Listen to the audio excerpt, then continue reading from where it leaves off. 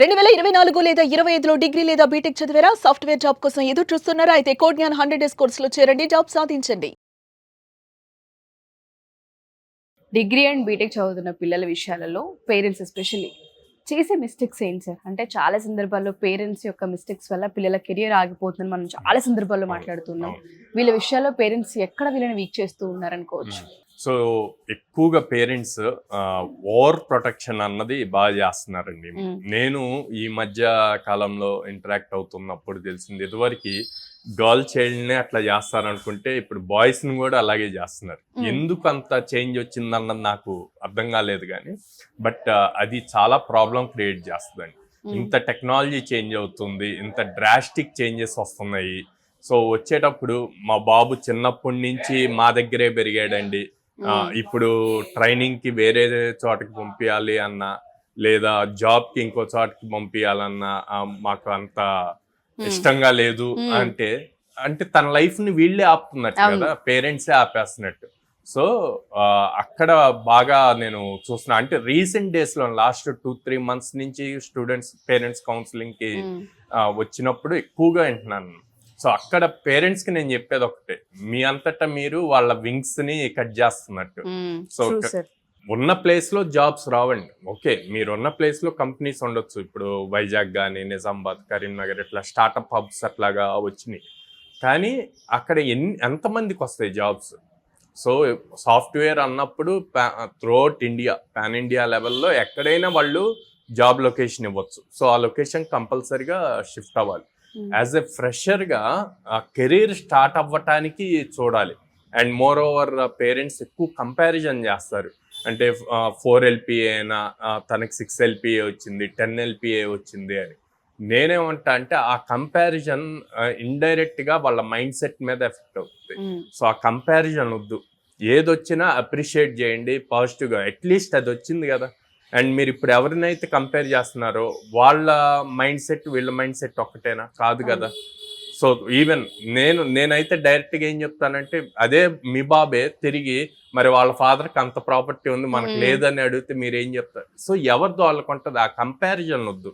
Comparison లేకుండా తనకు వచ్చిన దాన్ని ఎంకరేజ్ చేయండి.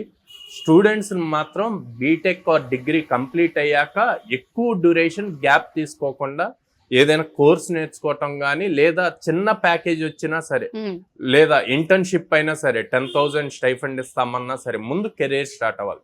బయట మనం ఎంత నేర్చుకున్నా, కాలేజ్లో నేర్చుకున్నా, ఇన్స్టిట్యూట్లో నేర్చుకున్నా, ఇండస్ట్రీలోకి వెళ్ళి వర్క్ చేసింది చాలా డిఫరెన్స్ ఉంటుంది. సో పేరెంట్స్ ఇవి బాగా గుర్తుపెట్టుకోవాలనుకుంటాను. నెక్స్ట్ థింగ్ వచ్చేసి మార్క్స్ అని.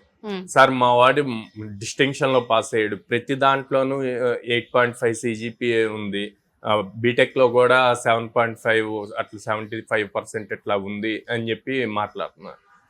నేను చెప్తున్నా, ఉందండి ఓకే, తను అక్కడ చదివాడు, థియరిటికల్ చదివాడు, అక్కడ వచ్చిన ఎగ్జామ్ లో మార్క్స్ పర్సంటేజెస్ అన్ని థియరీ రాస్తే వచ్చింది. కానీ ఇక్కడ కంపెనీకి కావాల్సింది ప్రాక్టికల్ ఎక్స్పోజర్. ఎంత బాగా కోడ్ రాయగలడు, లాజిక్ ఎంత బాగా బిల్డ్ చేయగలడు అన్నది కావాలి. సో అది రాకపోతే గనక క్వాలిఫై అవ్వలేరు ఇంటర్వ్యూకి. ఇంటర్వ్యూని ఈజీగా క్రాక్ చేయలేరు. సో మీరు అదే పాయింట్ లో ఉండి మా వాడికి 80% ఉంది, జాబ్ ఈజీగా వస్తుంది అనుకుంటే మాత్రం రాంగ్ స్టెప్, అపోహ. సో అట్లాగా మాత్రం బిలీవ్ చేయొద్దు.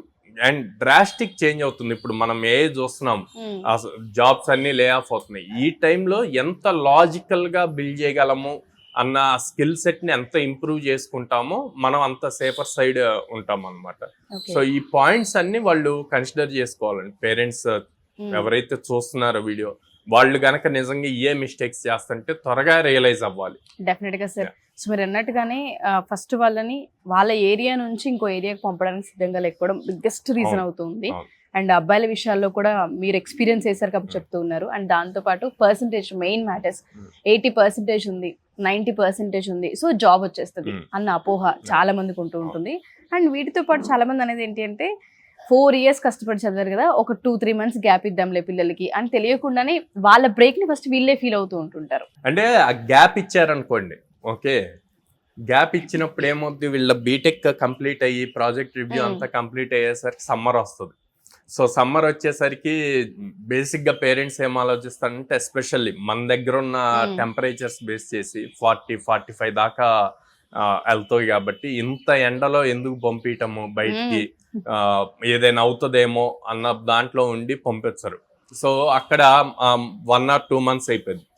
అండ్ ఆ 2 months సమ్మర్ అయ్యే లోపే మనకి రైనీ సీజన్ వస్తుంది. అది ఎట్లా వస్తది అన్నది తెలియదు. ఒకేసారి కుంభవృష్టి రావచ్చు, లేదా అసలు పడకపోవచ్చు.